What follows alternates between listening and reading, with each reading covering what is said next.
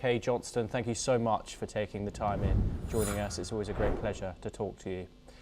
We now move on to our next story, and the United States has arrested a key suspect in the 2012 Benghazi consulate attack that killed 4 Americans.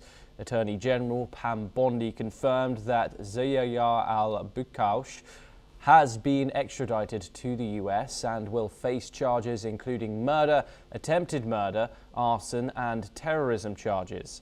Officials describe him as a central participant in the deadly assault on the diplomatic mission in Libya. The September the 11th attack was first seen as a protest gone wrong, but was later identified as a planned extremist operation linked to al-Qaeda affiliates. Bukhaush becomes the 3rd person to face prosecution in the case, as Washington says it remains committed to pursuing all those responsible for one of the most controversial attacks on US diplomatic facilities overseas. Let's take a listen into what US Attorney General Pam Bondi had to say. Al-Bukhaush will now face American justice on American soil. We will prosecute this alleged terrorist to the fullest extent of the law.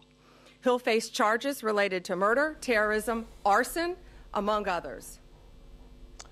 John Rossamondo joins us now, the president of Viking Research Associates and geopolitical expert. He joins us live from Washington, D.C. John, thank you very much for taking the time in joining us. Why has it taken more than a decade to bring this suspect into U.S. custody? Well, it's taken more than a decade because it's taken time to, follow up the intelligence on the individual and to, locate him and to bring him to justice. And what does this say about the U.S.'s ability to pursue terrorism suspects long after attacks occur?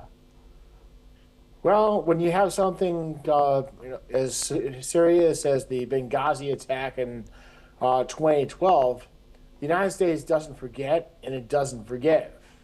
We've lost many CIA and State Department individuals, including our ambassador, Chris Stevens. So it's not going to be something that we're going to forgive easily.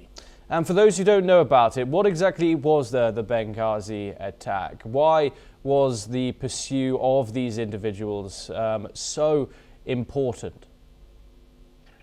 Well, it was there was an attack against the U.S. consulate in Benghazi and a CIA annex there by people belonging to Ansar al-Sharia, which was linked with al-Qaeda. And the individual was just apprehended, was one of the fighters who attacked the consulate and led to the murder of those Americans. Do you think this reopens the political debate inside the U.S. about the Benghazi attack?